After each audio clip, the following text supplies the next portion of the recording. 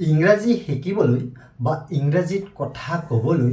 আমি নিজে নিজে ঘৰত কেনেকৈ প্ৰেক্টিছ কৰিব পাৰোঁ তাক উদাহৰণ হিচাপে লৈ মই কিছুমান সৰু সৰু চেণ্টেন্স লিখিছোঁ। ধৰি লওক এজন ষ্টুডেণ্টে ৰাতিপুৱা ঘুমৰ পৰা উঠাৰে পৰা স্কুলৰ সময়লৈকে, ডেট মিনছ স্কুল থকা সময়লৈকে আমি এই সৰু সৰু চেণ্টেন্সবিলাক কেনেকৈ ইংৰাজীত ক'ব পাৰোঁ বা ইংৰাজীত আমি লিখিব পাৰোঁ, নিজে নিজে ঘৰত প্ৰেক্টিছ কৰিব পাৰোঁ, তাকে বুজিবলৈ মই সহজভাৱে কিছুমান চেণ্টেন্স লিখিছোঁ। আপোনালোকে নিশ্চয় বুজিব পাৰিব আৰু অনুমান কৰিব পাৰিব, হয় আমি সহজভাৱে কিছুমান সৰু সৰু চেণ্টেন্স লিখিব পাৰোঁ বা ক'ব পাৰোঁ। তো বন্ধুসকল, আপোনালোকে ভিডিঅ'টো শেষলৈকে চাই থাকিব, নিশ্চয় বুজিব পাৰিব যে এনে সৰু সৰু চেণ্টেন্সবিলাক আমি ইংৰাজীত কেনেকৈ ক'ব পাৰি বা লিখিব পাৰি। তো এতিয়া আমি ভিডিঅ'টোলৈ আগবাঢ়িছোঁ। তো বন্ধুসকল, যদি ভিডিঅ'টো ভাল লাগে লাইক এটা কৰি দিয়ক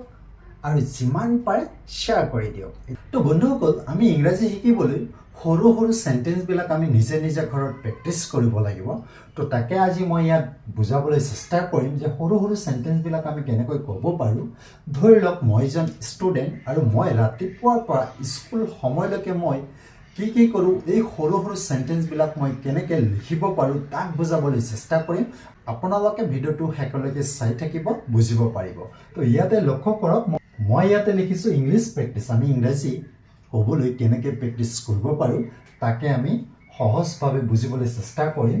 মই এবাৰ পঢ়ি দিছোঁ, আপোনালোকে শুনি যাব যে I get up at 5:30 o'clock. After that, I go out for a walk. I come back home after an hour. Then I wash my face, brush my teeth, and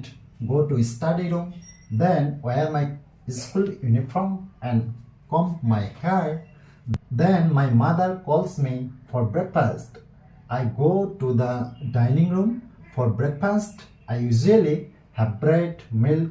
and eggs. My school starts at 8:45, so I leave around 7:45 to catch the school bus. My parents drive me to school. I go to school by bus. My father takes me to school. I go to school on foot. It is not so far from my home.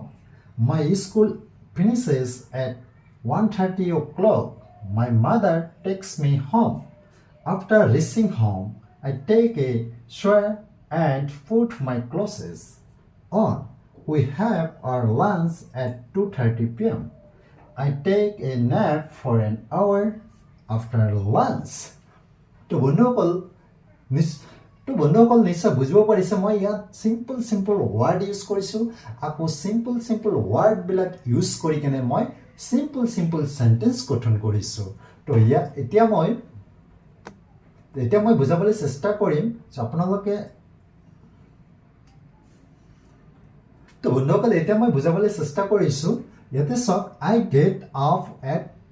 5:30 o'clock. I get up, that means মই উঠো 5:30 o'clock, that means মই ৰাতিপুৱা 5:30 বজাত মই উঠো, বিচনাৰ পৰা উঠো, that means মই সাৰি পাওঁ।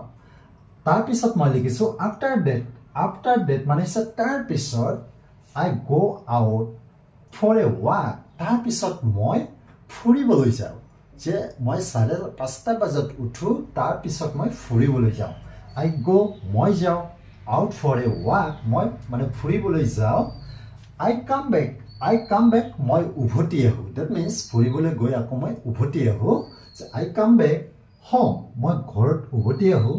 after an hour. after মানে হৈছে পিছত, যে মই ঘৰত উভতি আহোঁ after an hour, 1 ঘণ্টা পিছত। Then মানে হৈছে তাৰপিছত, then I wash my face. wash মানে হৈছে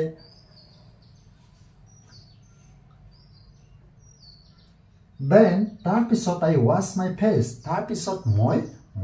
মুখ ধুওঁ, that means মই ফ্ৰেছ হৈ লওঁ। brush my teeth, ইয়াতে কমা দি লিখিছোঁ যে brush my teeth, মই তাত ব্ৰাছ কৰোঁ। and go to study room and আৰু study room that means মই পঢ়িবলৈ যাওঁ পঢ়াৰ ৰুমত যাওঁ মই ইয়াতে কি লিখিছো then I wash my face brush my teeth and go to study room so তাৰ পিছত মই ফ্ৰেছ হওঁ that means মুখ ধুওঁ দাঁত ব্ৰাছ কৰোঁ আৰু study roomলৈ যাওঁ that means পঢ়িবলৈ যাওঁ then তাৰ পিছত wear my school uniform তাৰ পিছত মই school uniform পিন্ধি লওঁ and comb my hair তাৰ পিছত মই চুলি চুচি লওঁ then my mother calls me তাৰ পিছত মাকে মোক মাতে ইয়াত লক্ষ্য কৰিব মই calls লিখিছো call মানে হৈছে মাতা আকৌ mother third person singular number হোৱাৰ কাৰণে মই ইয়াত s plus কৰিছো that means then my mother calls me তাৰ পিছত মাকে মোক মাতে for breakfast কৰিবলৈ যে breakfast কৰিবলৈ মাকে মোক মাতে I go মই যাওঁ to the dining room যে মই যাওঁ ডাইনিং ৰুমলৈ যাওঁ for breakfast কৰিবৰ বাবে breakfast কৰিবলৈ I usually have bread I usually মানে সাধাৰণতে সচৰাচৰ যে I usually have bread যে মই সাধাৰণতে bread milk and eggs that means milk bread egg এইবোৰ মই breakfast কৰোঁ ইয়াতে লক্ষ্য কৰিব ইয়াতে have মানে হৈছে খোৱা যে হেপৰ ঠাইত আমি ইটো দিব পাৰি বাট হেপ দিলে বেছি ভাল হয় সো আমি ইয়াত হেভ ইউজ কৰিছোঁ so I usually have bread যে সাধাৰণতে মই ব্ৰেড খাওঁ মিল্ক এণ্ড এগছ এইবোৰ মই ব্ৰেকফাষ্ট কৰোঁ মাই স্কুল ষ্টাৰ্টছ এট 8:45 যে মই স্কুল আৰম্ভ হয় ষ্টাৰ্টছ মানে হৈছে আৰম্ভ মই এছ দিছোঁ কাৰণে school third person singular number so my school starts at 8:45 যে মই স্কুল আৰম্ভ হয় 8:45 so সেইভাবে বা গটিকে so মানে সেইভাবে বা গটিকে I live around 7:45 am to catch the school bus so I live সেইভাবে মই live মানে ঘৰৰ পৰা ওলা মানে যে মই ঘৰৰ পৰা বাহিৰ যে স্কুললৈ মই ৰেডি হৈ যাওঁ around মানে প্ৰায় যে 7:45 আখে পাকে that means around প্ৰায় অৰ্থ প্ৰকাশ কৰিছে যে 7:45 মই কি কৰোঁ to catch the school bus catch মানে ধৰা যে মই স্কুল বাছ ধৰিবলৈ ওলাই যাওঁ ঘৰৰ পৰা আকৌ মই ইয়াত ব্ৰেকেটৰ ভিতৰত লিখিছোঁ ইয়াতে লক্ষ্য কৰিব যে my parents drive me to school আকৌ কিছুমানৰ পেৰেণ্টছে কি কৰে ড্ৰাইভ কৰি দিয়ে স্কুললৈ সো এইটো আমি এনেকৈ ক'ব পাৰোঁ যে my parents drive me to school হয়তো বহুতৰ পেৰেণ্টছ আছে বাইকেদি বা গাড়ীয়েদি স্কুললৈ থৈ আহে সো এইটো আমি এনেকৈ ক'ব পাৰোঁ যে my parents drive me to school যে মোৰ পেৰেণ্টছে মোক ড্ৰাইভ কৰি দিয়ে স্কুললৈ I go to school by bus আকৌ কোনোবাই যদি বাছেদি স্কুললৈ যায় তেতিয়া এনেকৈ ক'ব পাৰে যে I go to school by bus বাইটো কি ইউজ কৰিছোঁ যে যান বাহনৰ লগত আমি বাই ইউজ কৰিব লাগে সো মই এইটো লিখিছোঁ I go to school by bus যে মই বাছেৰে স্কুললৈ যাওঁ My father takes me to school আকৌ এনেকৈ ক'ব পাৰি যে মোৰ দেউতাকে স্কুললৈ লৈ যায় যে মোৰ দেউতাকে মোক স্কুললৈ লৈ যায় টেক মানে হৈছে লোৱা that means লৈ যোৱা যে my father takes me to school যে মোৰ দেউতাকে মোক স্কুললৈ লৈ যায় যে I go to school on foot আকৌ এনেকৈ ক'ব পাৰি কোনোবাই যদি খোজকাঢ়ি স্কুললৈ যায় তেতিয়া আমি এনেকৈ ক'ব পাৰি যে I go to school on foot মানে হৈছে খোজকাঢ়ি সো এটা আমি এনেকৈ ক'ব পাৰি যে I go to school on foot যে মই খোজকাঢ়ি স্কুললৈ যাওঁ It is not so far from my home. So এইটো মোৰ ঘৰৰ পৰা that means স্কুল মোৰ ঘৰৰ পৰা ইমান দূৰত নহয় so far ইমান দূৰত নহয় that means ডিষ্টেন্সটো ইমান দূৰ নহয় মোৰ ঘৰৰ পৰা so এইটো আমি এনেকৈ ক'ব পাৰি যে it is not so far that means ইমান দূৰত নহয় from my home যে মোৰ ঘৰৰ পৰা my school finishes যে মোৰ স্কুল শেষ পায় that means ছুটি হয় at 1:30 o'clock যে মোৰ স্কুল শেষ পায় ছুটি হয় 1:30 that means 1:30 o'clock যে 1:30 মোৰ স্কুল ছুটি হয় that means মোৰ স্কুল ছুটি দিয়ে 1:30 তো আমি এইটো এনেকৈ ক'ব পাৰি যে my school finishes at 1:30 o'clock my mother takes me home যে বহুতৰ গাৰ্জেন আছে না কোৱা ধৰক মাকে যায় দেউতাকে যায় সো মই ইয়াত লিখিছোঁ যে my mother takes me home যে মোক মোৰ মাকে স্কুলৰ পৰা ল'বলৈ আহে ডেট মিনছ এনেকুৱা অৰ্থ প্ৰকাশ কৰিছে চ' মই এইটো লিখিছোঁ যে my mother takes me home যে মাকে মোক ল'বলৈ আহে that means after reaching home that means মই ঘৰত গৈ পোৱাৰ পিছত যে আফটাৰ ৰিচিং হোম যে মই ঘৰত গৈ পোৱাৰ পিছত মই ইয়াতে কমা দিছোঁ I take a shower that means মই গা ধুবলৈ যাওঁ যে মই গা ধুই লওঁ যে ঘৰত গৈ পোৱাৰ পিছত মই গা ধুই লওঁ বহুত এনেকুৱা আছে যে স্কুল ছুটিৰ পিছত ঘৰত আহি আকৌ গা ধুই লয় তো এইটো মই লিখিছোঁ I take a shower মই গা ধুই লওঁ and put my clothes on আৰু গা ধোৱাৰ পিছত মই কি কৰোঁ কাপোৰ কানি পিন্ধি লওঁ যে clothes put on we have our lunch at 2:30 p.m. we have